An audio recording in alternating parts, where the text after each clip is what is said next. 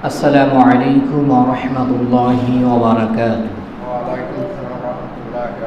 নাহমাদুহু ওয়া নুসাল্লি আলা রাসূলিহিল কারীম ওয়া আলা আলিহি ওয়া আসহাবিহি আজমাইন ওয়া আলাল্লাযীনা ইত্তাবা'উহুম বিইহসানিন ইলা ইয়াউমিদ্দিন। أعوذ بالله من الشيطان الرجيم. بسم الله الرحمن الرحيم. الذين يرثون الفردوس هم فيها خالدون. إن الله وملائكته يصلون على النبي يا أيها الذين آمنوا صلوا عليه وسلموا تسليما. اللهم صل على سيدنا مولانا محمد وعلى آل سيدنا মাওলানা মুহাম্মদ। মন আমার কাঁদে রে, প্রাণ আমার কাঁদে রে, যেতে সোনার মদিনা।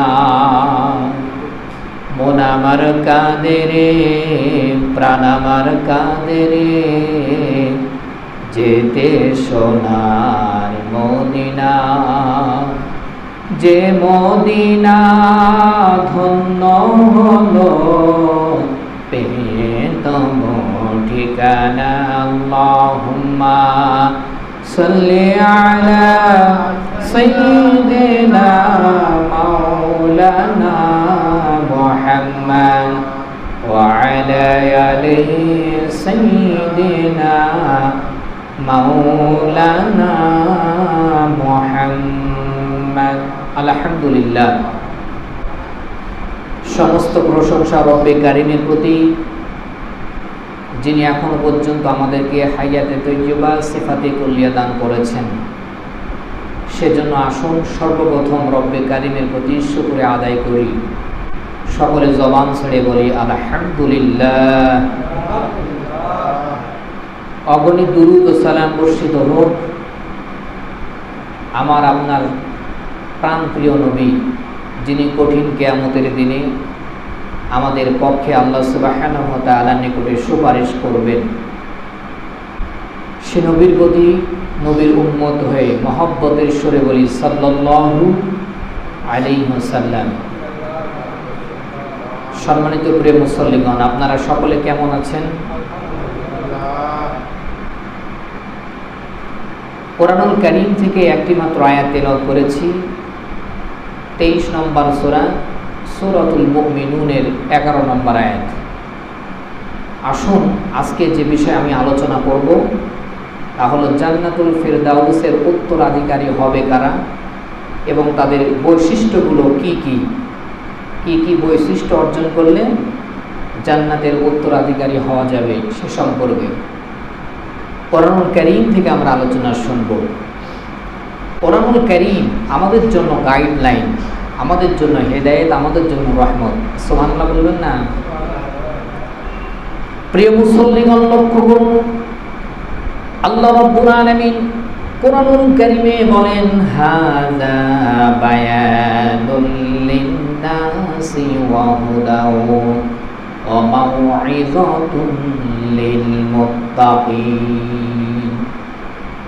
কোরআনুল কারীমের 3 নম্বর সূরা সূরাতুল আলে ইমরানের 138 নম্বর আয়াতে আল্লাহ তাআলা জানিয়েছেন হাযা বায়ানুল লিন্নাস, আল্লাহ তাআলা নাযিলকৃত কোরআন হলো, আল্লাহ তাআলা বলেন এই কোরআন হলো তোমাদের জন্য, সকল মানুষের জন্য সুস্পষ্ট বর্ণনা। সুবহানাল্লাহ, হাযা বায়ানুল লিন্নাস, সকল মানুষের জন্য কোরআন হলো সুস্পষ্ট বর্ণনা। লক্ষ্য করুন আয়াতের শেষের দিকে বলেন সকল মানুষের জন্য কোরআন হলো সুস্পষ্ট বর্ণনা। আর যারা মুত্তাকি, যারা আল্লাহ ভীরু, আল্লাহকে বেশি ভালোবাসে, তাদের জন্য কোরআন হলো হেদায়েত, তাদের জন্য কোরআন হলো রহমত। সুবহানাল্লাহ। তাহলে আমরা হলাম আল্লাহর প্রিয় বান্দা, আমরা আল্লাহ তাআলাকে ভয় করি, আমাদের জন্য কোরআন হলো হেদায়েত, কোরআন হলো রহমত। সে কোরআন হেদায়েতমূলক কিতাব, রহমতমূলক কিতাব থেকে আমরা আলোচনা শুনব ইনশাআল্লাহ। সূরাতুল মুমিনুন, মুমিনুন শব্দের অর্থ হলো বিশ্বাসী। কোরআনুল কারীমের 23 নম্বর সূরা, সূরাটির মধ্যে 118টি আয়াত রয়েছে। আমি 11 নম্বর আয়াত তেলাওয়াত করেছি। আল্লাহ তাআলা 11 নম্বর আয়াতে বলেন আল্লাযীনা ইয়ারিসুনাল ফিরদাউস, যারা ফিরদাউসের উত্তরাধিকারী হবে, হুম ফিহা খালিদুন, সেখানে তারা স্থায়ীভাবে বসবাস করবে। সুবহানাল্লাহ বলেন। প্রিয় মুসল্লিগণ লক্ষ্য করুন, আল্লাহ রাব্বুল আলামিন সুস্পষ্টভাবে জানিয়ে দিয়েছেন আল্লাযীনা ইয়ারিসুনাল ফিরদাউস, যারা ফিরদাউস, জান্নাতুল ফিরদাউসের উত্তরাধিকারী হবে। নবী আমি আল্লাহ তাআলার ঘোষণা আপনি জানিয়ে দিন, হুম ফিহা খালিদুন, সেখানে তারা স্থায়ীভাবে তারা বসবাস করবে। তাম পৃথিবীর যত ঈমানদার বান্দা বান্দি আছেন, সকলে যদি প্রশ্ন করেন আল্লাহ রাব্বুল আলামিন তোমার আয়াত পড়ে আমরা জানলাম যে জান্নাতুল ফিরদাউসের উত্তরাধিকারী হলে সেখানে স্থায়ী বসবাস করতে হবে, করা লাগবে বা করব। এবার তুমি বলে দাও কি কি বৈশিষ্ট্য অর্জন করলে জান্নাতুল ফিরদাউসের উত্তরাধিকারী হব আমরা। প্রিয় মুসল্লিগণ লক্ষ্য করুন, কোরআনুল কারীমের 18 নম্বর সূরা ইন্নাল্লাযীনা আমানু ওয়া আমিলুস সালিহাতি কানাত লাহুম জান্নাতুল ফিরদাউসি নুজুলা। আল্লাহু আকবার। আল্লাহ রাব্বুল আলামিন বলেন নবী আপনি জানিয়ে দিন ইন্নাল্লাযীনা আমানু, নিশ্চয় যারা আমি আল্লাহ সুবহানাহু ওয়া তাআলার প্রতি ঈমান এনেছে, ওয়া আমিলুস সালিহাত, আর ঈমান আনার পরে আমি আল্লাহ তাআলার সন্তুষ্টির উদ্দেশ্যে আমলে সালিহ করেছে, কানাত লাহুম জান্নাতুল ফিরদাউসি নুজুলা, তাদের জন্য, তাদের আপ্যায়নের জন্য আমি জান্নাতুল ফিরদাউস প্রস্তুত করে রেখেছি। সুবহানাল্লাহ। তাহলে 1 নম্বর শর্ত হলো আল্লাহর প্রতি ঈমান। আমাদের আল্লাহর প্রতি ঈমান আছে না নাই? কি বলেন, আছে না নাই? আছে বলে তো মসজিদে এসেছি। লক্ষ্য করুন প্রিয় মুসল্লিগণ, 1 নম্বর আল্লাহ সুবহানাহু ওয়া তাআলা শর্ত দিলেন ঈমান। 2 নম্বর শর্ত হলো ওয়া আমিলুস সালিহাত, আমলে সালিহ করা লাগবে। এবার আমলে সালিহ কি? এই সূরা মুমিনুনের ভিতরে আল্লাহ তাআলা 7টি আমলের কথা বলেছেন, 7টি বৈশিষ্ট্যের কথা বলেছেন। এই 7টি বৈশিষ্ট্য যদি আমি সহ আপনারা সকলে যদি আমল করেন, নিজের ভিতরে যদি গুণান্বিত করেন, আল্লাহ গ্যারান্টিবাচক শব্দ দিয়েছেন, আল্লাহ আপনাকে জান্নাতুল ফিরদাউস দেবেন, কোনো সন্দেহ নেই। 7টি বৈশিষ্ট্য, জোরে বলেন কয়টি? 7টি। 1, আমরা তো বললাম যে আমাদের ঈমান আছে আল্লাহর প্রতি, তাহলে ঈমান যেহেতু আছে, এবার আমল করে 7টি বৈশিষ্ট্য অর্জন করে জান্নাতুল ফিরদাউসে যেতে হবে। আমরা জান্নাতুল ফিরদাউসে যেতে চাই কি চাই না? জোরে বলেন চাই কি চাই না? যারা চান তাদের জন্য আলোচনা, আর যারা চান না তাহলে তাদের জন্য আলোচনা দিয়ে কোনো কাজ হবে না। প্রিয় মুসলিমগণ লক্ষ্য করুন এক এক করে, যেহেতু আমাদের সময় কিন্তু একেবারে সীমিত হয় জুমার দিনে। লক্ষ্য করুন 1 নম্বর, জান্নাতুল ফিরদাউসের উত্তরাধিকারী যদি আমি আপনি হতে চাই, আল্লাহ রাব্বুল আলামিন বলেন আল্লাযীনা হুম ফি সলাতিহিম খাশিউন। 1 নম্বর বৈশিষ্ট্য আল্লাহ তাআলা বলেন সালাতের প্রতি যারা বিনয়ী নম্র, সালাতের প্রতি যারা মনোযোগী, তাদের জন্য রয়েছে জান্নাতুল ফিরদাউস। সুবহানাল্লাহ। শব্দের দিকে খেয়াল করেন, আল্লাহ তাআলা কি চমৎকার শব্দ ব্যবহার করেছেন, আল্লাযীনা হুম ফি সলাতিহিম খাশিউন। হুমে জমির দিলেন, খাশিউন শব্দ দিলেন, বিনয়ী হতে হবে, মনোযোগী হতে হবে। প্রিয় মুসল্লিগণ, অথচ আমরা সালাত আদায় করি কিন্তু আমাদের সালাতের ভিতরে মনোযোগ থাকে না। মনোযোগ থাকে, কেউ ব্যবসা করে ব্যবসার দিকে, কেউ বা বাড়ির দিকে, কেউ বা নারীর দিকে, আছে না নাই? আমাদেরই খাশিউন, এখনো পর্যন্ত খাশিউন আমরা কি? আমি ইমাম হওয়ার পরেও আমি বুঝি নাই সালাতের গুরুত্ব কি, এখনো পর্যন্ত অন্তরের ভিতরে ঢুকে নাই। প্রিয় মুসল্লিগণ, লক্ষ্য করুন, তাহলে খাশিউন হতে হবে, বিনয়ী সালাতকারী আদায়কারী হতে হবে। নবীজি সাল্লাল্লাহু আলাইহি ওয়াসাল্লাম বলেছেন, সালাত আদায়কারী 5 ভাগে বিভক্ত হয়।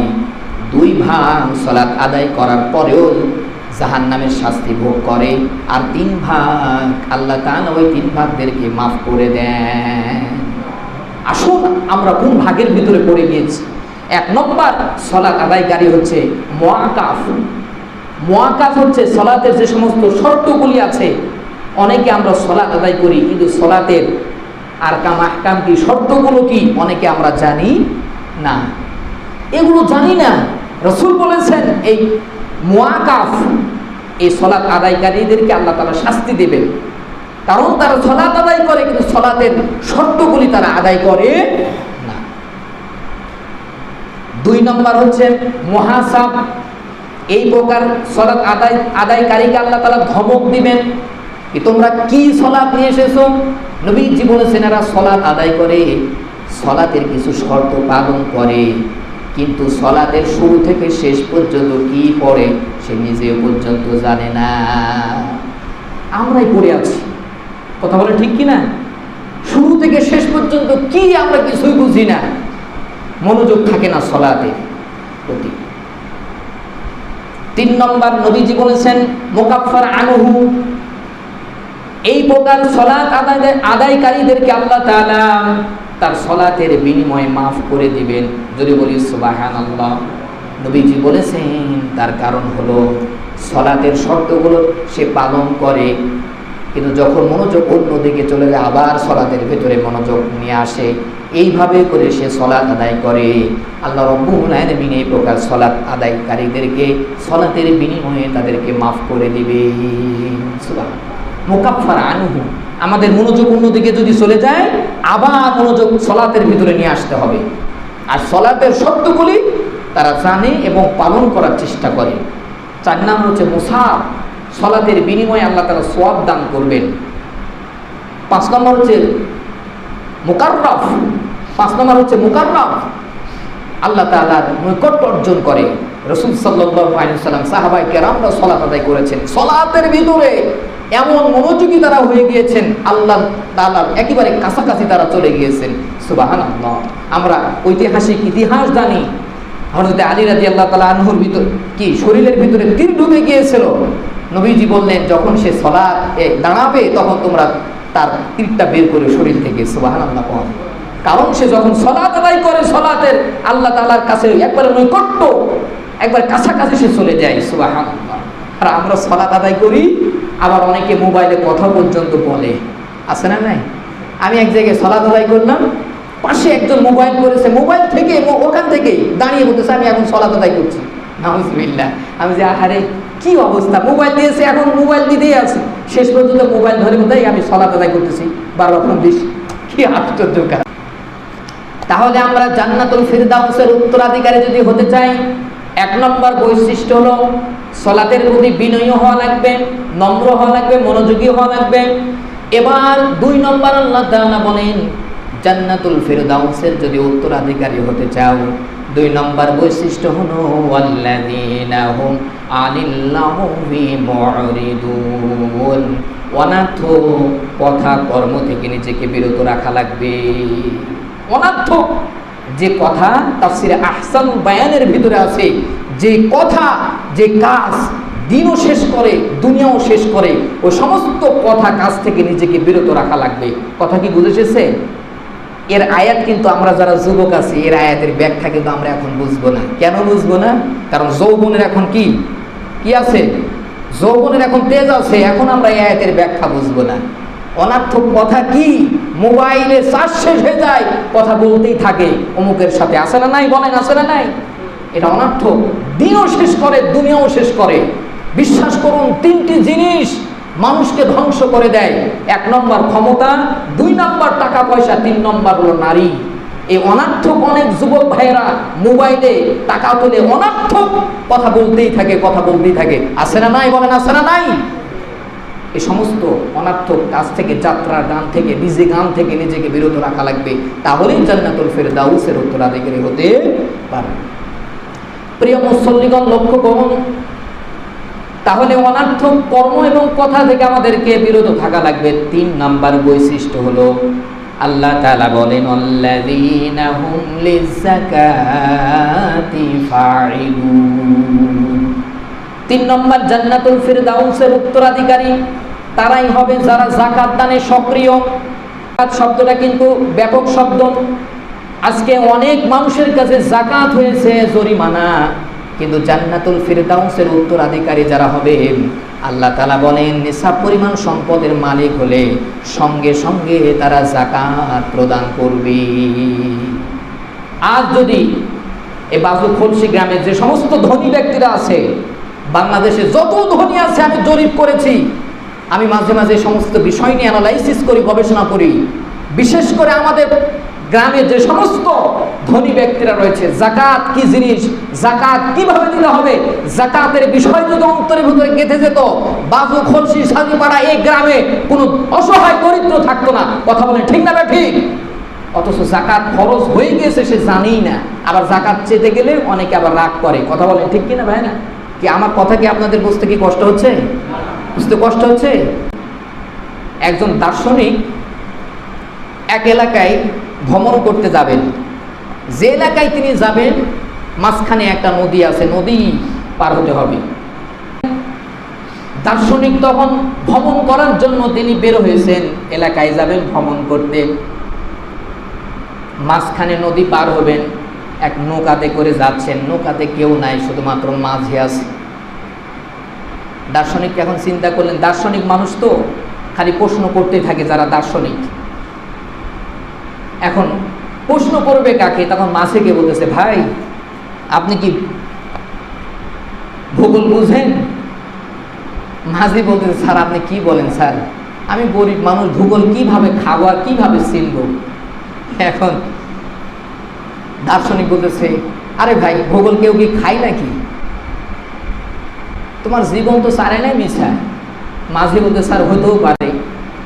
কিছুক্ষণ পর আবার প্রশ্ন করতেছে, ভাই মাঝি ভাই আপনি কি দর্শন বুঝেন? স্যার খামোখা আমাকে প্রশ্ন করে লজ্জা দিচ্ছেন, দর্শন এগুলো ধনীদের খাবার, আমি কেমন করে বুঝবো, কিভাবে চিনবো বা কিভাবে খাবো, আমরা গরিব মানুষ। আরে ভাই আপনি তো, আপনার জীবন তো আটা নাই মিছা, দর্শন কেউ কি খায়? মাঝি বলতেছে, স্যার হতেও পারে। আবার কিছুক্ষণ পরে দার্শনিক বলতেছে, ভাই আপনি কি ইতিহাস বুঝেন? এবার মাঝি বলতেছে, স্যার এবার একটা প্রশ্ন, এমন একটা প্রশ্ন করেছেন যে প্রশ্নের সাথে আমার জীবনের কিছু মিল আছে, বলো তো কি? স্যার আমরা গরিব মানুষ, মাঝে মাঝে শীতের সময় পাতি হাঁস খাই, এবং ওই যে যখন শ্বশুর বিদায় করে সেদিন রাজহাঁস খাইয়েছিল, আসলে আমি পাতি হাঁস রাজহাঁস খেয়েছি, কিন্তু ইতিহাস গরিবদের আসলে খাবার নটা, ধনীদের খাবার হতে পারে, আমি এখনো খাই নাই। এখন দার্শনিক বলছে, আরে বোকা, তোমার জীবন তো 12 নাই মিছা, তুমি কিছুই বুঝো না, তুমি ভূগোল বোঝো না, দর্শন বোঝো না, ইতিহাস বোঝো না। কিছুক্ষণ পর উত্তর দিক থেকে কালো মেঘ, তুফান শুরু হয়েছে নদীতে। এবার মাঝি বলতেছে, স্যার আপনি কি সাঁতার জানেন? এবার দার্শনিক বলতেছে, ভাই আমি তো সাঁতার জানি না।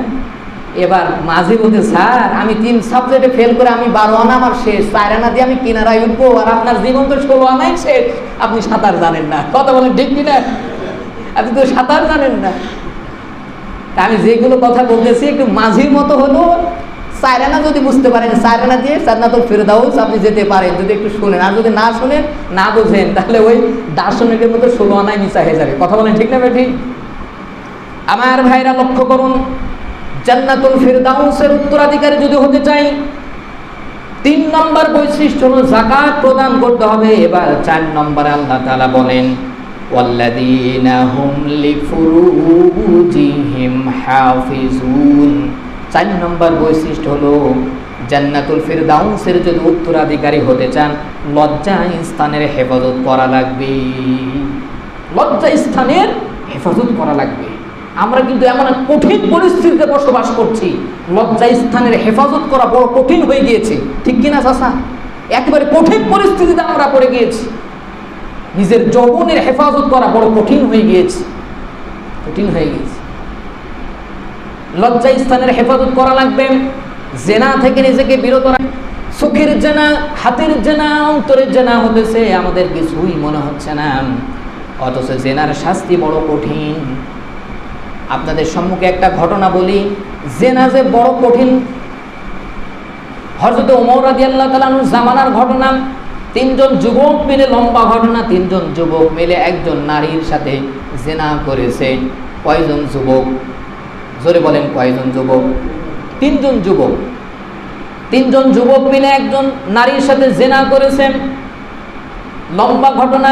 শেষ পর্যন্ত নারীটা গর্ভবতী হয়েছে। নারী চিন্তা করলো, অপরাধ তো আমি করেছি, কিন্তু আমার পেটে যে বাচ্চা এসেছে সে তো অপরাধ করে নাই, সে দুনিয়াতে আসুক।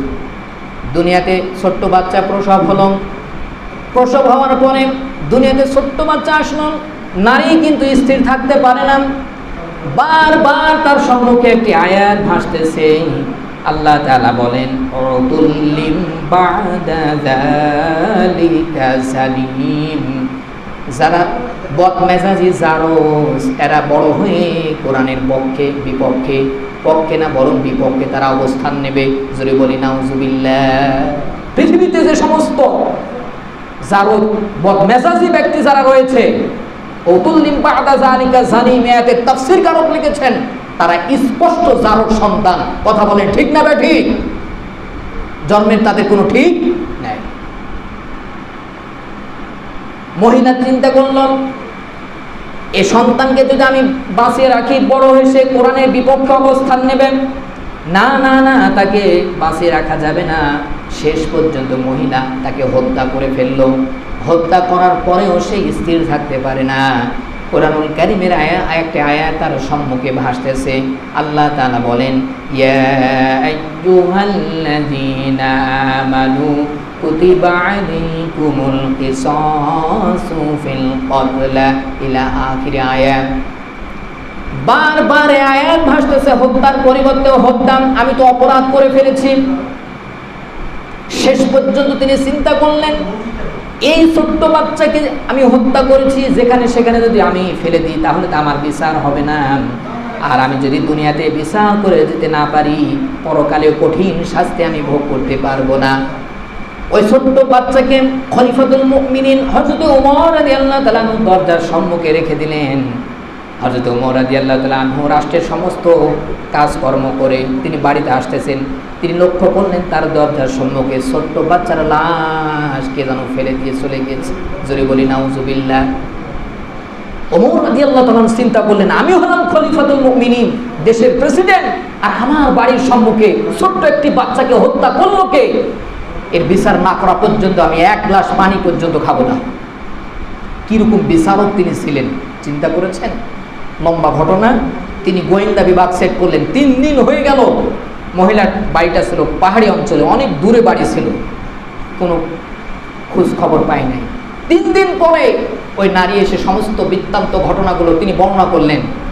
হযরত ওমর রাদিয়াল্লাহু তাআলা তাকে বললেন, এই মহিলাকে তোমরা হত্যা করো। প্রিয় মুসলিমগণ লক্ষ্য করুন, মহিলাকে হত্যা করবে ঠিক ওই মুহূর্তে ওই যে 3 জন যুবক যে নারীর সাথে জেনা করেছিল, 3 জন যুবক উপস্থিত হয়ে গেলেন। 3 জন যুবক এসে বললেন, খলিফাতুল মুমিনিন, এই নারীর বিচার করার পূর্বে আগে আমাদের বিচার করুন, তারপরে এই নারীর বিচার করুন। হযরত ওমর রাদিয়াল্লাহু তাআলা আশ্চর্য হয়ে গেলেন, তোমরা কারা? 3 জন যুবক সমস্ত ঘটনাগুলো বর্ণনা করলেন যে আমরাই হলাম 3 জন যুবক, এই নারীর সাথে জেনা করেছি। হযরত ওমর রাদিয়াল্লাহু তাআলা বললেন, 3 দিন হয়ে গেল, তোমরা কোথায় ছিলে? আমি 3 দিন পর্যন্ত গোয়েন্দা বিভাগ সেট করেছিলাম, তোমরা কোথায় ছিলে? তিনজন যুবক বলল, খলিফাতুল মুমিনিন পৃথিবীর যেই প্রান্তে যায় বারবার আল্লাহ রাব্বুল আলামিনের আয়াত সামনে ভাসে, আয-যানিয়াতু ওয়াজ-যানি ফাজলিদু কুল্লা ওয়াহিদিন মিনহুমা মিয়াতা জালদা ইলা আখির আয়াত। কোরআনুল কারীমের সূরা নূরের 2 নম্বর আয়াত। অবিবাহিত পুরুষ অবিবাহিতা নারী যদি জিনা করে 100 বেত্রাঘাত।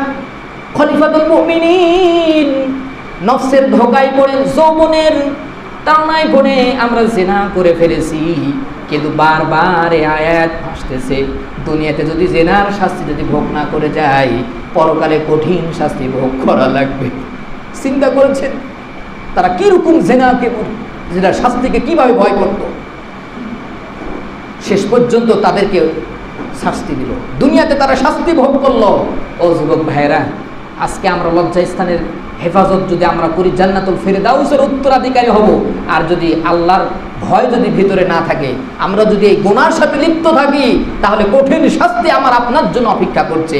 আমরা কি ওই পরকালে কঠিন শাস্তি ভোগ করতে চাই? যখন চাই কি চাই না? জোরে বলি চাই না। আজও বাংলাদেশে যদি একটা জেনার শাস্তি যদি প্রকাশ্যে দেওয়া হতো, কত যুবকরা ভয় করত। একটা ব্যভিচারের শাস্তি যদি সম্মুখে দেওয়া হতো, বাংলার জমিনে কোনো অশ্লীল কোনো নোংরা কোনো কাজ হতো না। কথা বলেন ঠিক না ঠিক?